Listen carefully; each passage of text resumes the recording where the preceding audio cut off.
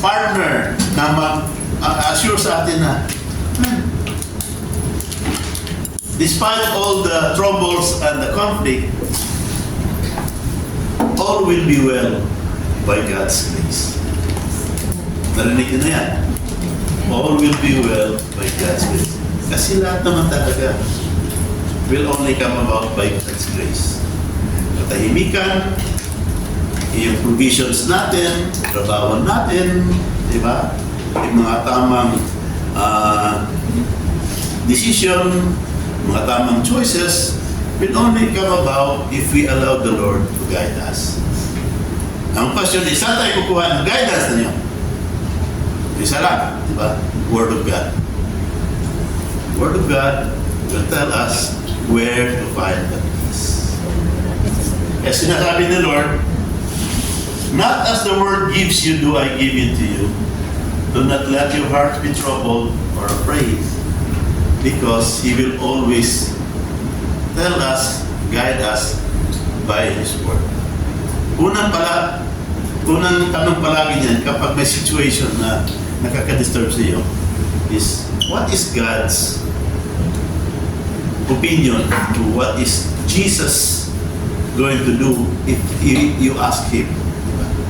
Kaya importante sa atin, lalo na if we are in the faith, that before we start calling our friends and calling the finance company or the banko or advice and tax, kung anong gagawin, mag-reflect muna tayo kung anong mensahe ni Lord sa atin sa araw na ito. Hindi naman sasabihin ni Lord sa'yo, pumunta sa ganitong bangko. Sasabihin ni Lord sa'yo, sana kung bangko si Lord, no? Hindi walang problema. Lord, pa-withdraw naman dyan. Yeah. Sabi ni Lord, yeah, I can give you unlimited grace. The question is, you have to be open.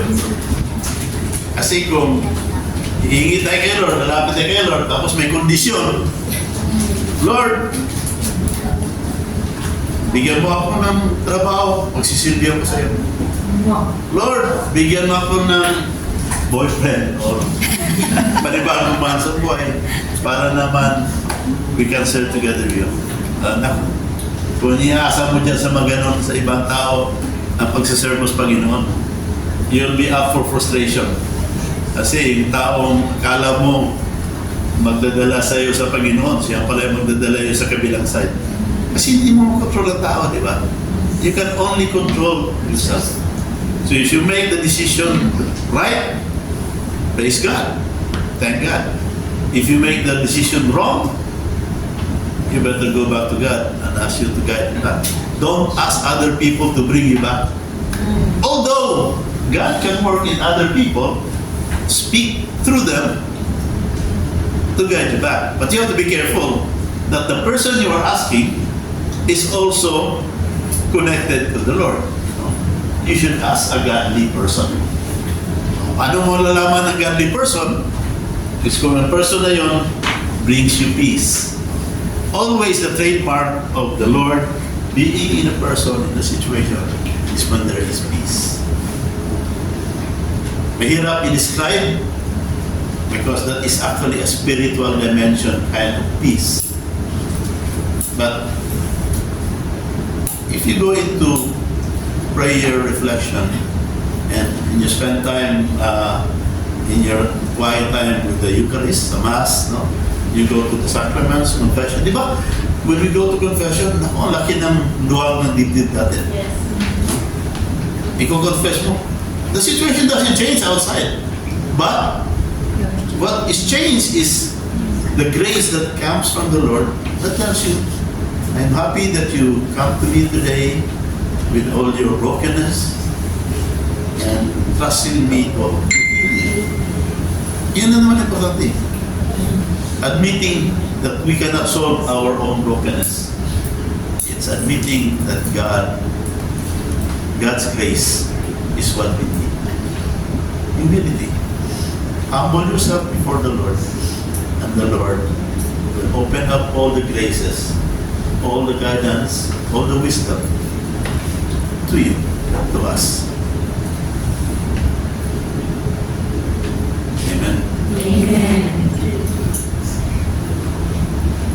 questions so far?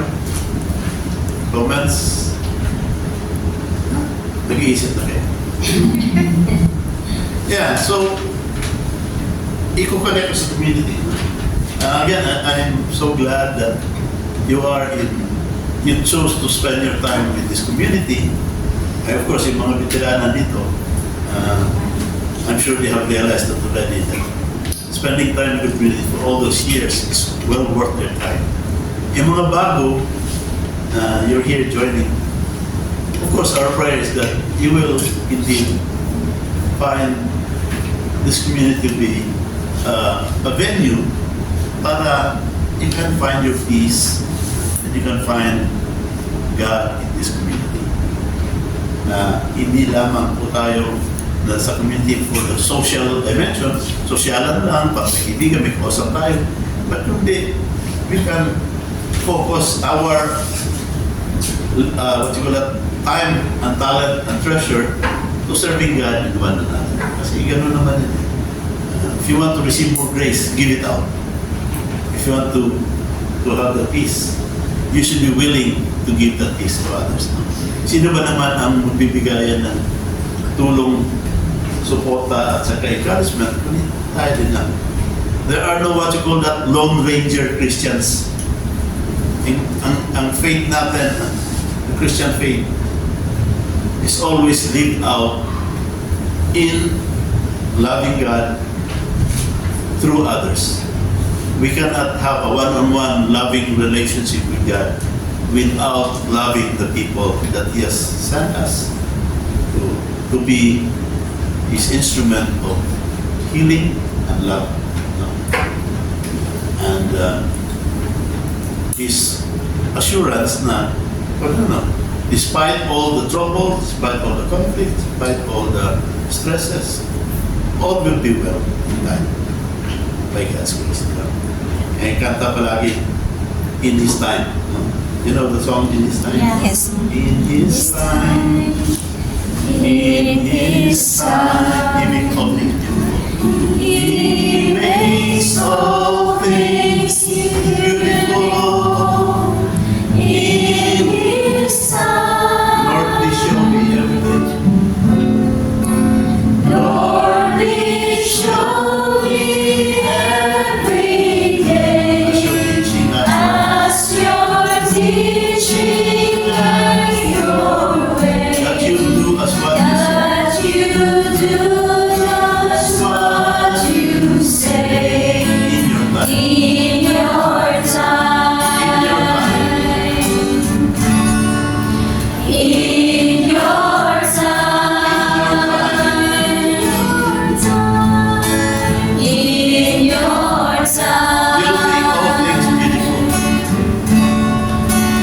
You'll make all things beautiful. You make all things beautiful. In your time. In your time. Lord, my life to you I bring. Lord, my life to you I bring. May song I have to sing. May song I have to Be sing. to you a lovely thing. Be to you a lovely In thing. your time. In your Be time. to you a lovely thing. Be to you a lovely thing. In your time. Can you reach out to your sister next to you? In His time, He'll make beautiful things for all of us. In God's time. In God's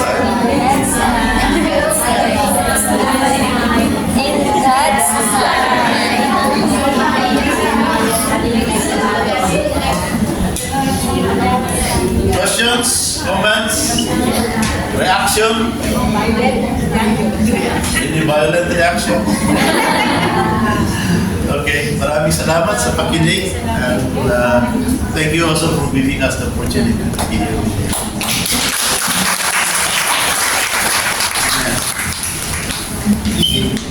Next part of the program. Maraming salamat Brother Ed.